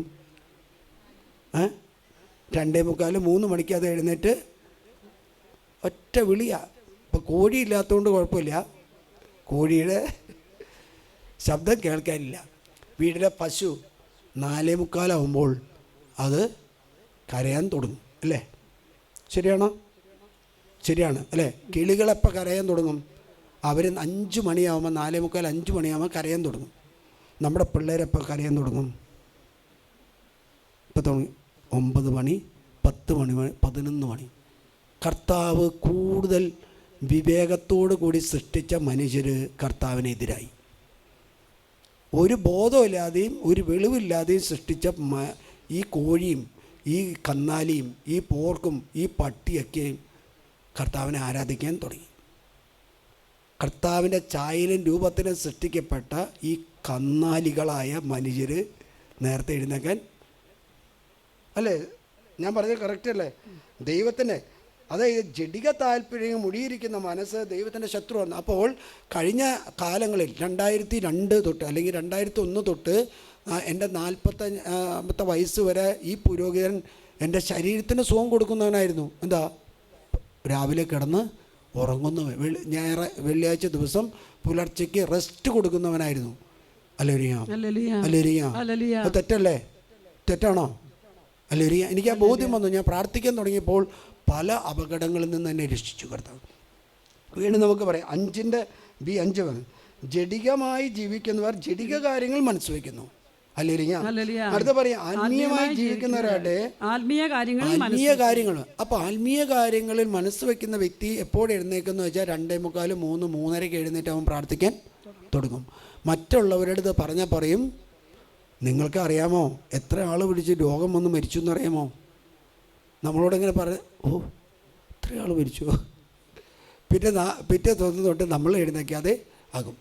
അതുകൊണ്ട് ഇങ്ങനെയുള്ള കാര്യങ്ങൾ ആരോടും പറയരുത്. ഇത് ആത്മീയ കാര്യങ്ങളാണ്. ആത്മീയ കാര്യങ്ങൾ എല്ലാവർക്കും മനസ്സിലാകില്ല, വെളിവുണ്ടാകില്ല. നിങ്ങൾ ഷെയർ ചെയ്യാൻ പോയാൽ പിറ്റേ ദിവസം തൊട്ട് നിങ്ങളോട് പറയും, നിങ്ങൾക്കറിയാമോ ബാലൻസ് തെറ്റിപ്പോവും, ഇയർ ബാലൻസ്. എത്ര ആൾക്കാർ ഇയർ ബാലൻസ് തെറ്റിയിട്ടുണ്ടെന്ന് അറിയാമോ? ഇപ്പോൾ ആൾക്കാർക്കുള്ളൊരു രോഗം എന്താണെന്ന് വെച്ചാൽ ഇയർ ബാലൻസ്. ഞാൻ ഇനി കാണിച്ചു തരാം. അത് അടുത്ത് പറയാണ് ആത്മീയ കാര്യങ്ങളിൽ മനസ്സ് വയ്ക്കും. ആത്മീയ കാര്യങ്ങളിൽ ജഡിക അഭിലാഷങ്ങൾ മരണത്തിലേക്ക് നയിക്കുന്നു. അപ്പോൾ ഞാൻ നേരത്തെ കിടന്ന് ഉറങ്ങണമെന്ന് ചിന്തിക്കുക, നേരത്തെ വൈകി എഴുന്നേൽക്കണമെന്ന് ചിന്തിക്കുന്ന എൻ്റെ ആയുസ് എത്രയായിരിക്കും? 40, 30, 50 താഴെ അല്ലേ? ആണോ? അത് കറക്റ്റാണോ? വചനം കറക്റ്റല്ലേ? അപ്പം ഞാൻ പറയുകയാണ് എൻ്റെ ആത്മീയ കാര്യങ്ങളിൽ ഞാൻ മനസ്സിലാക്കും, എനിക്ക് എഴുന്നേറ്റ് കർത്താവിനെ ആരാധിക്കണം. ഈശോ പറയുന്ന ഒരു കാര്യമുണ്ട്. സമറിയാക്കാരി സ്ത്രീയോട് പറഞ്ഞു, നീ എങ്ങനെ ആരാധിക്കണം? ആത്മാവിലും സത്യത്തിലും നീ ആരാധിക്കണം. അവൾക്ക് ആത്മാവിനെയും സത്യത്തെയും കുറിച്ച് അറിയില്ലായിരുന്നു. അവൾ പറഞ്ഞു, ഈശോ വരുമെന്ന് പറയുന്നത് അറിയാം, പ്രവാചകൻ വരും, ദൈവം വരും, അല്ലേലിയ. പക്ഷെ അവളോട് പറഞ്ഞു വന്നപ്പോൾ ഈശോ അവളോട് പറയുന്നൊരു കാര്യം, നീ ആത്മാവിലും സത്യത്തിലും എന്നെ ആരാധിക്കണം. ആത്മാവിലും സത്യത്തിലും നീ എന്നെ ആരാധിക്കണം, അല്ലേലിയ. അവളെന്ത് ചെയ്തു? അവളുടെ ഹൃദയം കർത്താവ് തുറന്നു. ഞാനത് പറയുന്നതിൻ്റെ കാരണം നമ്മുടെ ഹൃദയം തുറക്കണം. നമ്മുടെ ഹൃദയം ഇപ്പോൾ ചിലപ്പോൾ അടഞ്ഞു കിടപ്പുണ്ടാവും. കാരണം എന്താ? ശാരീരിക സുഖം ഒരിക്കലും ഉപേക്ഷിക്കാൻ നമുക്ക് പറ്റില്ല. അല്ലേലിയ. നിങ്ങളൊരു തിരുനാൾ ദിവസം വീട്ടിലെ ഇറച്ചിയും മീനൊന്നും വെക്കാതെ ഉപവാസം പ്രഖ്യാപിക്കുക. എന്തുണ്ടാവും? അമ്മയുടെ പേര് എല്ലാ പിള്ളേരും വടിയെടുത്ത് അടിക്കും. അല്ലേലിയ. വീണ്ടും പറയാണ് 7 ജീവനിലെ ആത്മീയ അഭിലാഷങ്ങൾ ജീവനിലേക്ക്. അപ്പോൾ ആത്മീയ കാര്യങ്ങൾ ചെയ്താൽ നീ ജീവിക്കും, അല്ലെങ്കിൽ നീ മരിക്കും. അല്ലേലിയ. വീണ്ടും പറയാണ് ആത്മീയ അഭിലാഷങ്ങൾ ജീവനിലേക്കും സമാധാനത്തിലും. അപ്പോൾ പരിശുദ്ധാത്മാവ് വരുമ്പോൾ കിട്ടുന്ന ഒരു കൃപയാണ് ആത്മാവ്, സമാധാനം, സന്തോഷം. അടുത്ത് പറയാണ് ജഡിക താല്പര്യങ്ങളിൽ മുഴുകിയിരിക്കുന്ന മനസ്സ് ദൈവത്തിന്റെ ശത്രുവാണ്.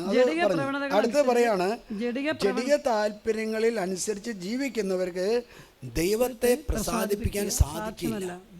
കാര്യം മനസ്സിലാവുന്നുണ്ടോ? അപ്പോൾ ദൈവത്തെ പ്രസാദിപ്പിക്കുക എന്ന് പറഞ്ഞാൽ എന്ത് ചെയ്യണമെന്ന് വെച്ചാൽ പ്രാർത്ഥിക്കുക എന്നുള്ള അർത്ഥം. പ്രാർത്ഥിക്കുക.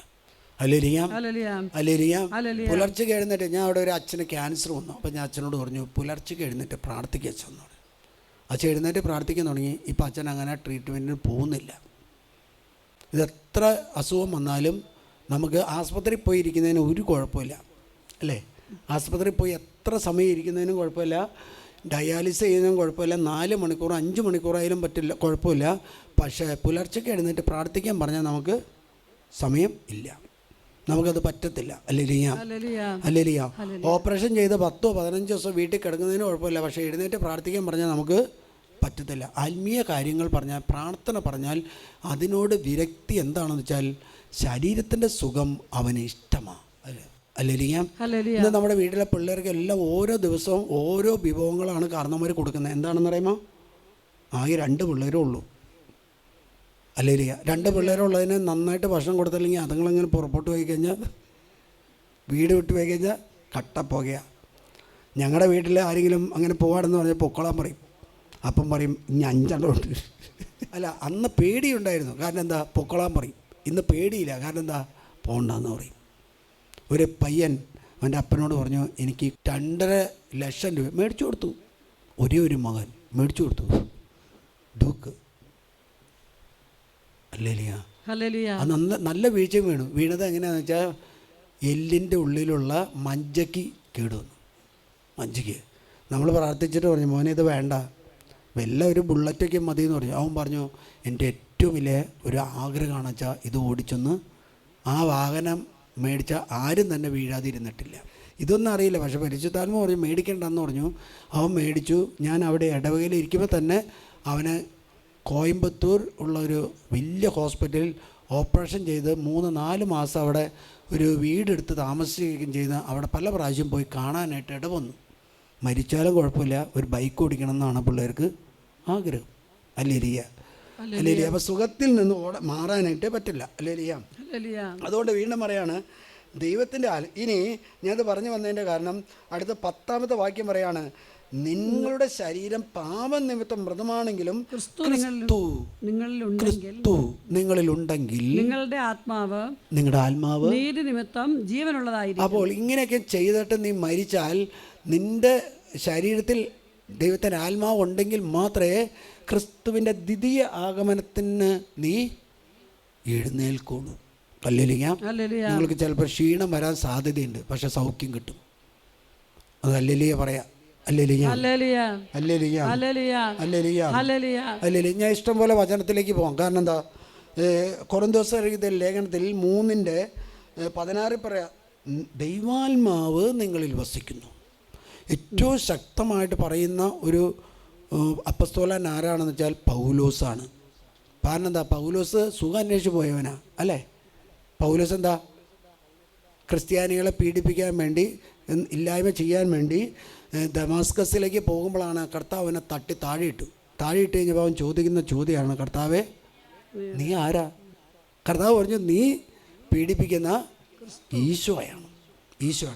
ഇപ്രകാരം ദൈവാത്മാവ് നിങ്ങളെ വസിക്കുന്നു. അടുത്ത് വായിക്കാം. നിങ്ങൾ ദൈവത്തിന്റെ ആലയമാണെന്നും ദൈവാത്മാവ് നിങ്ങളിൽ വസിക്കുന്നുവെന്നും നിങ്ങൾ അറിയുന്നില്ല. അപ്പോൾ ദൈവാത്മാവ് വസിക്കുന്നത് എവിടെയാ? ഈ ശരീരത്തിലാണ്. അല്ലേലിയാം. അടുത്ത നമുക്ക് 1 കൊരിന്ത്യർ 6:19 പറയാണ്, ദൈവദത്തമായ പരിശുദ്ധാത്മാവിൻ്റെ ആലയമാണ് നിങ്ങളുടെ ശരീരമെന്ന് നിങ്ങൾക്ക് അറിഞ്ഞുകൂടെ. ദൈവദത്തമായ ദൈവതത്വം ഒന്ന് വായിച്ചു നോക്കി. ഒന്ന് വായിച്ച്, നിങ്ങളിൽ വസിക്കുന്ന ദൈവദത്തമായ. അങ്ങനെ വായിച്ചാൽ സ്വർഗത്തിൽ പോവില്ല. പരിശുദ്ധാത്മാവ് ഇങ്ങനെ വായിച്ച വേറൊരു സ്ഥലമുണ്ട്, അതാണ് പാതാളം. നിങ്ങളിൽ വസിക്കുന്ന ദൈവതത്വമായ പരിശുദ്ധാത്മാവിന്റെ ആലയമാണ് നിങ്ങളുടെ ശരീരമെന്ന് നിങ്ങൾ അറിഞ്ഞുകൂടെ. അപ്പോൾ ഈ ശരീരം ദൈവത്തിൻ്റെ ദൈവതത്വമായ പരിശുദ്ധാത്മാവിൻ്റെ ആലയമാണെന്ന് നിങ്ങൾക്കറിയില്ലേ? അപ്പോൾ സാധാ മനുഷ്യർ ജീവിക്കുന്ന പോലെ ജീവിക്കാൻ വിളിക്കപ്പെട്ടവരല്ല നമ്മൾ. ആണോ? അല്ലല്ലോ. ദൈവതത്വമായ എന്ന് പറഞ്ഞാൽ ദൈവത്തിൻ്റെ ആത്മാവിന് ഇരിക്കാനുള്ള ഒരു പേടകമാണ്. നമ്മുടെ ഈ ഇടവക പള്ളിയിൽ ഈ രൂപക്കൂട്ടിൽ വിശുദ്ധന്മാരിരിക്കുന്നത് പോലെയാണ് നമ്മുടെ ശരീരത്തിൽ പരിശുദ്ധാത്മാവ് വസിക്കുന്നത്. അല്ലേലിയ. ഇനി 2 കൊരിന്ത്യർ 6:16 പറയാണ്, ദൈവത്തിൻ്റെ ആലയമാണ് നിങ്ങളുടെ ശരീരം. അല്ലെങ്കിൽ പല സ്ഥലങ്ങളിലും പൗലോസിലേ പറയുന്നത് ദൈവത്തിൻ്റെ ശരീരം, നിങ്ങളുടെ ശരീരം കർത്താവിൻ്റെ ആലയമാണ്, പരിശുദ്ധാത്മാവിൻ്റെ വാസസ്ഥലമാണ്, ദൈവദത്തമായ പരിശുദ്ധാത്മാവിൻ്റെ വാസസ്ഥലമാണ്. അല്ലേലിയ. അപ്പോൾ നമ്മുടെ ഈ ശരീരം വീട് വലിക്കാനുള്ളതാണോ? നമ്മുടെ ശരീരം മുറുക്കാനുള്ളതാണോ? നമ്മുടെ ശരീരം കഞ്ചാവ് വലിക്കാനുള്ളതാണോ? ഈ മയക്ക് മരുന്ന് ഉപയോഗിക്കാനുള്ളതാണോ? ചീട്ട് കളിക്കാനുള്ളതാണോ? ആണോ? അല്ലല്ലോ. ഇത് ദൈവദത്തമായ പരിശുദ്ധാത്മാവിൻ്റെ ആലയമാണെങ്കിൽ ഇത് കൈകാര്യം ചെയ്യുന്നത് നമ്മൾ ശ്രദ്ധിച്ച് വേണം കൈകാര്യം ചെയ്യുന്നത്. വീട്ടിൽ സ്വർണ്ണം ഇരിക്കുന്ന പോലെയാണ്. സ്വർണ്ണമോ ഡയമണ്ടോ ഇരുന്ന് കഴിഞ്ഞാൽ നിങ്ങൾ കിടന്നുറങ്ങോ?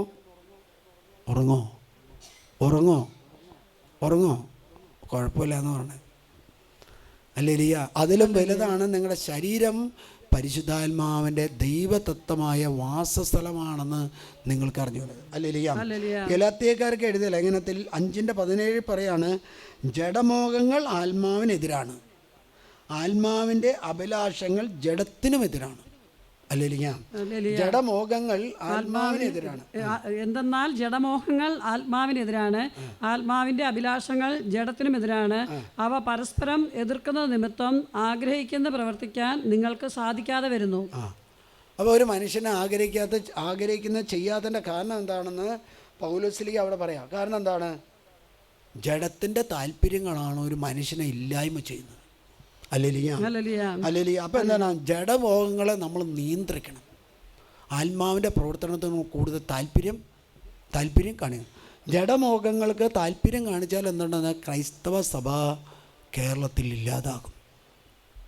ഹല്ലേലൂയ. നമ്മളെക്കുറിച്ച് സാധാരണ പറയാറുള്ളത്, ഒരു അഡ്വക്കേറ്റൊക്കെയും പറഞ്ഞപ്പോഴാണ്, രണ്ട് കാര്യങ്ങളിലാണ് അവർ വിവേകികൾ. ഒന്ന്, പള്ളിയുടെ അടുത്ത് ഇറച്ചിക്കട ഉണ്ടാവും, പള്ളിയുടെ അടുത്ത് ഷാപ്പ് ഉണ്ടാവും. നമ്മുടെ നാട്ടിലെല്ലാ പള്ളിയുടെ അടുത്ത് ഉണ്ടാവുന്നുണ്ട്. നമ്മുടെ ഇവിടെ പള്ളിയുടെ അടുത്ത് ഒരു ഇറച്ചിക്കട ഉണ്ടാവില്ല, ഷാപ്പും ഉണ്ടാവില്ല. കാരണം നാമമാത്രമായ ക്രിസ്ത്യാനിയേ ഉള്ളൂ. ഹല്ലേലൂയ. ശരിയല്ലേ?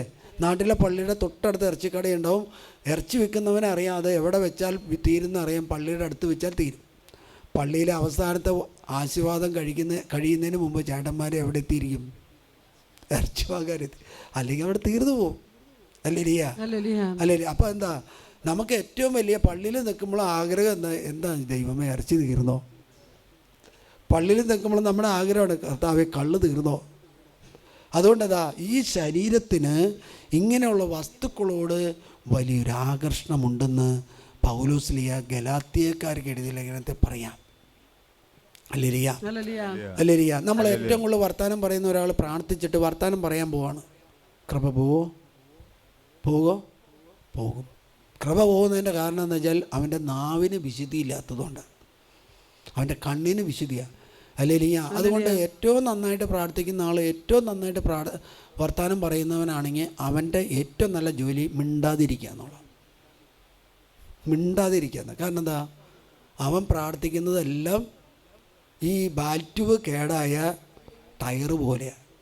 ബാൽറ്റ്യൂബ് കേടായ ടയറിന് എന്താ ഗുണമെന്ന് വെച്ചാൽ, അത് കുറച്ച് നേരം കഴിയുമ്പോൾ അതിൻ്റെ ബാൽറ്റ്യൂബിലൂടെ, ആ സൂചിയിലൂടെ ഇങ്ങനെ കാറ്റ് പോയിട്ട് വണ്ടി നിലത്തിരിക്കും. എന്നാൽ പറയുന്ന ഏറ്റവും നന്നായി പ്രാർത്ഥിക്കുന്ന ആളാണെന്ന് പള്ളിയിൽ നമ്മളെ ഇടവകളിലൊക്കെ ചെന്നാൽ അറിയാം, ആ ചേച്ചിയോ നന്നായിട്ട് പ്രാർത്ഥിക്കും കേട്ടോ. ഹല്ലേലൂയ. എന്തെങ്കിലും കാര്യം ഉണ്ടെങ്കിൽ ആ ചേച്ചിയോട് പറഞ്ഞാൽ മതി എന്ന് പറഞ്ഞു. കാരണം രണ്ട് കാര്യങ്ങൾ, ഒന്ന് പരത്താൻ ആ ചേച്ചി എളുപ്പമാണ്, രണ്ട് പ്രാർത്ഥിക്കുക എളുപ്പമാണ്. ഹല്ലേലൂയ. ഈ നന്നായിട്ട് പ്രാർത്ഥിക്കുന്ന വ്യക്തിക്ക് അറിയാതെ അവൻ്റെ ശക്തി ചോർന്നു പോകുന്നത് എങ്ങനെയാണെന്ന് വെച്ചാൽ, അവൻ എല്ലാ കാര്യങ്ങളും എല്ലാവരോടും പറയാൻ തുടങ്ങും. അല്ലേ? അതാ ശക്തി ചോർന്നു പോകുന്നു. അതുകൊണ്ട് പ്രാർത്ഥിക്കുന്ന ഒരു വ്യക്തി ശരീരത്തെ നിയന്ത്രിക്കണം, നാവിനെ നിയന്ത്രിക്കണം, കണ്ണിനെ. അതുകൊണ്ടാണ് യാക്കോബ് ശ്ലീഹ പറയാണ്, ഒരു പായ്ക്കപ്പൽ ചെറിയൊരു കയറ് കൊണ്ടാണ് നിയന്ത്രിക്കുന്നത്. അപ്പോൾ പ്രാർത്ഥിക്കുന്ന ഒരു വ്യക്തി പ്രാർത്ഥന കൊണ്ടാണ് അവൻ്റെ ശരീരത്തെ നിയന്ത്രിക്കുന്നത്. എന്നിട്ട് തുടർന്ന് പറയാണ് ഗലാത്യർ 5:17, ജഡമോഹങ്ങൾ ആത്മാവിനെതിരാണ്, ആത്മാവിൻ്റെ അഭിലാഷങ്ങൾ ജഡത്തിനെതിരാണ്. എന്നിട്ട് പറയാണ്, അവ പരസ്പരം എതിർക്കുന്നത് നിമിത്തം ആഗ്രഹിക്കുന്ന പ്രവർത്തിക്കാൻ നിങ്ങൾക്ക് സാധിക്കാതെ വരുന്നു. അപ്പോൾ സാധിക്കാതെ വരുന്നതിൻ്റെ കാരണം നമ്മുടെ ശരീരത്തെ നിയന്ത്രിക്കുന്നത് ശരീരമാണെങ്കിൽ ആത്മാവിനെ പ്രവർത്തിക്കാൻ പറ്റില്ല. ശരീരത്തെ എങ്ങനെ ചെയ്യണം? ആത്മാവിനാൽ നമ്മൾ നിയന്ത്രിക്കണം. അപ്പം എന്താ? ശരീരം പരിശുദ്ധാത്മാവിൻ്റെ വാസസ്ഥലമായിട്ട് മാറും. അല്ലെങ്കിൽ എന്താ കഴിഞ്ഞാൽ നമ്മൾ ശരീരത്തിൻ്റെ പ്രവർത്തനങ്ങളെ നമ്മൾ പ്രോത്സാഹിപ്പിക്കും. ശരീരത്തിൻ്റെ പ്രവർത്തനങ്ങൾ കൂടുതൽ ഇത്. ഒരു കൊച്ചു പ്രകാരം പറഞ്ഞത്, എൻ്റെ വീട്ടിൽ ദുഃഖവെള്ളിയാഴ്ച ഭക്ഷണം വെക്കുകയാണെങ്കിൽ ഞാൻ കഴിക്കും. കഴിഞ്ഞ ദിവസം ഒരു ചേട്ടൻ ഇവിടെ വന്നു. ആ ചേട്ടന് വേണ്ടി പ്രാർത്ഥിക്കാൻ വിട്ടു. പ്രാർത്ഥിച്ച് കഴിഞ്ഞപ്പോൾ ഞാൻ ചോദിച്ചു, വെള്ളിയാഴ്ച മാംസം കഴിക്കുമെന്ന് ചോദിച്ചു. ചേട്ടൻ എന്നോട് പറഞ്ഞു, കടത്തിൻ്റെ കൂടുമായിട്ട് വന്നാൽ വെള്ളിയാഴ്ച മാംസം കഴിക്കുന്നത് എന്താ കുഴപ്പമെന്ന് ചോദിച്ചു. അപ്പോൾ ഈ കാലഘട്ടത്തിൽ ക്രിസ്ത്യാനിക്ക് ദൈവകൽപ്പന, തിരുസഭയുടെ കൽപ്പന അജ്ഞാതമായിട്ട് മാറിയിരിക്കുക. അറിയില്ല അവന്. 1944 കാലഘട്ടങ്ങളിൽ ഈ മേരി നത്താനിയലോട് പറയണം, നീ മാർപ്പാപ്പയ്ക്ക് എഴുത്, ലാറ്റിൻ സഭയിൽ ഈ മാംസവർജനം നിരോധിച്ചത് പുനർസ്ഥാപിക്കാൻ. ഹല്ലേലൂയ. ഹല്ലേലൂയ. ഇപ്പം നമുക്ക് ഈ സുവിശേഷ പ്രഘോഷണം നടത്തുന്നവരെ വലിയ വലിയ കാര്യങ്ങളൊന്നും പറയണ്ട. 10 കൽപ്പനയും 10 പ്രമാണങ്ങളും 5 കൽപ്പനയും പറഞ്ഞു കഴിഞ്ഞാൽ മനുഷ്യൻ രക്ഷപ്പെടും. കാരണം എന്താണെന്ന് വെച്ചാൽ നമ്മുടെ പിള്ളേർക്ക് അധികം ക്ലാസ് കൊടുക്കാതെയാണ് ഈ കുർബാന സ്വീകരിക്കാൻ അയക്കുന്നത്. അതുകൊണ്ട് അവർക്ക് എന്താണെന്ന് വെച്ചാൽ മാതാപിതാക്കന്മാരെ ബഹുമാനിക്കണമെന്ന് പോലും അവർക്ക് കൽപ്പന അറിയില്ല. Hallelujah. Hallelujah. Hallelujah. Hallelujah. Hallelujah. Hallelujah. Hallelujah. 6:8 പറയാണ്, ആത്മാവിനാൽ വിതയ്ക്കുന്നവൻ എന്തെന്നാൽ സ്വന്തം ജഡത്തിനായി വിധിക്കുന്നവൻ ജഡത്തിൽ നിന്ന് നാശം കൊയ്തെടുക്കും, ആത്മാവിനായി വിധിക്കുന്നവനാകട്ടെ ആത്മാവിൽ നിന്ന് നിത്യജീവൻ കൊയ്തെടുക്കും. അപ്പം നിത്യജീവൻ കൊയ്യണോ? അച്ഛൻ പറഞ്ഞ കാര്യങ്ങൾ കറക്റ്റാണോ? അല്ലേ? കറക്റ്റാണോ? നിങ്ങൾ സൗഖ്യം പ്രാപിക്കും. നിങ്ങൾ വിശ്വസിച്ചാൽ. ഞാൻ ഓർക്കാണ്ട്, കർത്താവേ, ക്രിസ്ത്യാനിയായിട്ട് ജീവിച്ച ആദ്യകാലത്ത് ഓർത്തു, ഇതൊന്നും വലിയ കാര്യമില്ലായിരുന്നു, ഒരു അക്രൈസ്തവനായിട്ട് ജനിച്ചിട്ടുണ്ടെങ്കിൽ എന്തെങ്കിലുമൊക്കെ കഴിച്ചും ജീവിക്കാവരുത്. ഇപ്പം എനിക്ക് മനസ്സിലായി, ഈ കാലഘട്ടത്തിൽ ജീവിച്ച് മരിക്കാനുള്ളവരല്ല, വരാനുള്ള കാലഘട്ടത്തിലും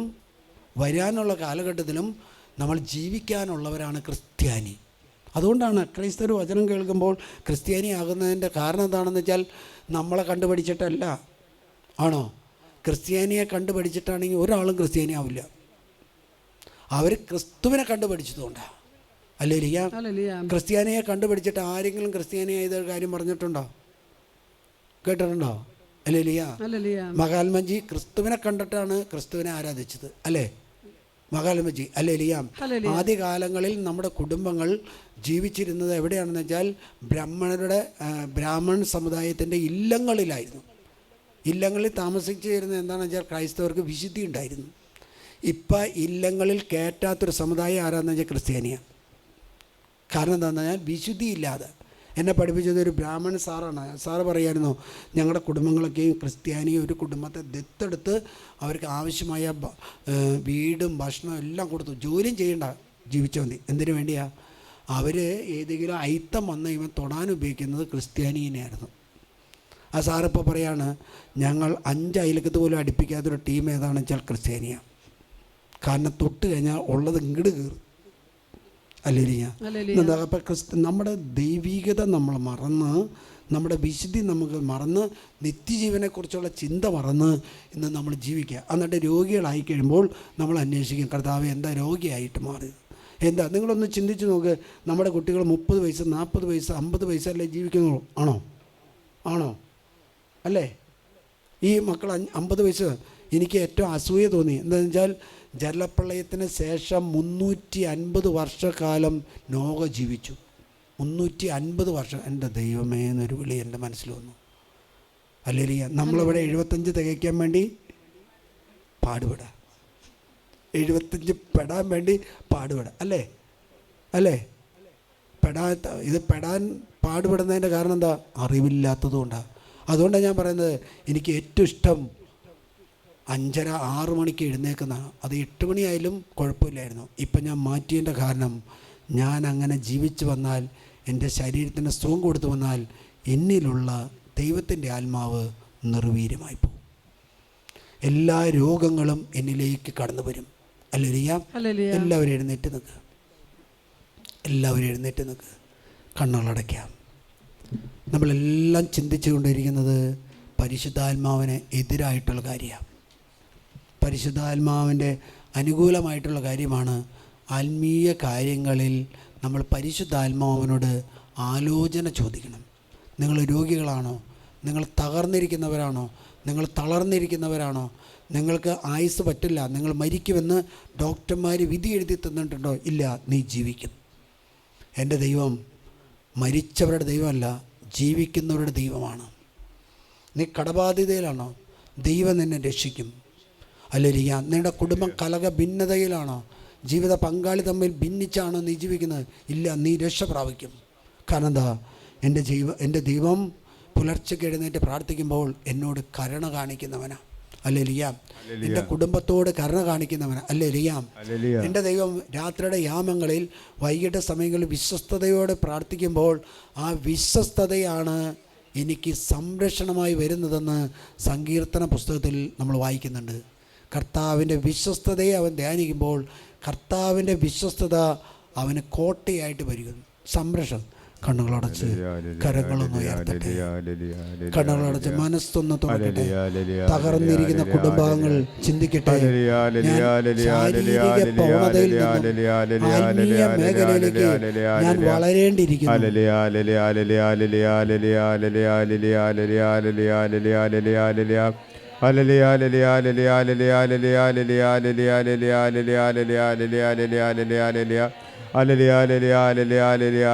മനസ്സ് തുറന്ന് ശ്രദ്ധിക്കട്ടെ.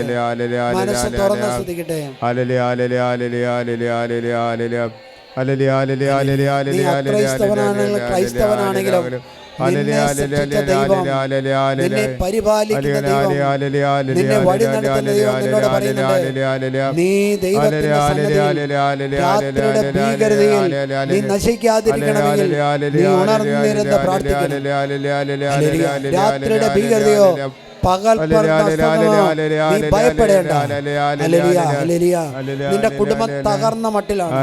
നിന്റെ കുടുംബജീവിതം തകർന്ന മട്ടിലാണ്. കണ്ണുകളടച്ച് കരങ്ങളൊന്ന് ഉയർത്തി മനസ്സ് തുറന്ന് നീ കഷ്ടപ്പെടുന്ന മേഖലയിൽ കർത്താവിന്റെ കാരുണ്യത്തിന് വേണ്ടി, കർത്താവിന്റെ വിശ്വസ്തതയ്ക്കും വേണ്ടി നീ ആഗ്രഹിക്കുന്നു.